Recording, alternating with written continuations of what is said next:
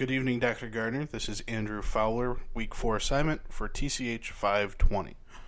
Just last week, ABC News Tonight had a report about a reading to a barber program in inner city Michigan, and that's what kind of got my ball rolling on trying to make this 5-minute conversation about a community-based reading program instead of a school-based reading program. ABC World News Tonight reported that parents pay a barber for the haircut for their child, and the barber pays the child for reading to them and answering questions about the book that they read while their hair is being cut. And it shows very simply the parents paying the barber $10 and the barber pulling out his wallet and paying the student $2. It's just an incentive. ABC showed it as an incentive for barbers to or students to read to their barber, another way for students to read in an inner city program. Souza points out in our textbook that reading isn't a natural ability, and he belabors the point throughout Chapter 5 that there's a very in-depth process when it comes to reading, and everything becomes improved upon with several rounds of practice, a lot of practice, and practicing on different skills. The 4 things that I really pointed out, or I want to point out on where students need to practice, is in the process of reading, vocabulary, fluency, and comprehension. The process of reading is more complex than I was aware until I read the textbook this past week. 3 parts are going on: visual processing, auditory processing, and understanding. If students practice reading and read frequently, all 3 of these things can be touched on. Taking the symbols into your brain, sounding out each word, and then the understanding part. What am I talking about? Vocabulary. It's the mental dictionary that is added on through practice of reading and conversations with adults. The deeper vocabulary for a student, the more successful they will be in reading, boosting that confidence. Fluency, the ability to read orally with speed, accuracy, and proper expression. It leads to show understanding, and it leads into comprehension, which is identifying words and knowledge from outside the text. With the English language, there are so many meanings for so many words, and it could be confusing. So comprehension, what am I reading? The textbook uses the word dog for an example, and then putting a mental image to that as a furry animal. That's what comprehension is.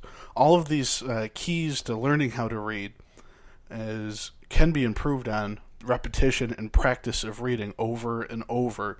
The more students read, the more successful they will find themselves, the more confident they will be as readers. A reading program that my current school uses, very community-based, it was actually around when I was a student at the school, is the Pizza Hut Book It campaign. It's in its 32nd year, and now as a teacher, I love to do it with my students. The students get incentivized. They get pizza for reading and reaching their monthly reading goals. The reading program itself, as I mentioned, 32 years and running. Its impact each year is over 100 million Americans. Every single year tries to reach 100 million people. Now, students who meet monthly reading goals set by their teacher, me, receive a reading award certificate to redeem at a participating Pizza Hut, which we have several of around school, for a 1-topping personal pan pizza. And they also get a passport to reading award once they've reached their own goal. One reason I like this program so much is student reading goals are very individualized. It could be something from reading a certain number of minutes each month, to finishing a certain number of books each month, to improving a reading level, a whole grade level.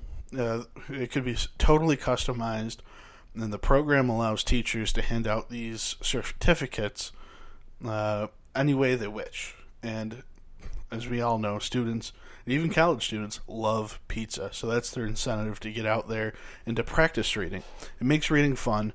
And actually, one of the other things, too, is Pizza Hut over the years have realized that parents don't always read. So Pizza Hut and this Book It program makes it easy for parents to, they actually teamed up with Amazon to download free books to their Kindle or to their computer through Pizza Hut, totally free to the parents as well. So the kids read. They can get books through the program. They can get books through their school. and they could get pizza for reading. Parents, if their children participate in this program, could also receive books that they can read.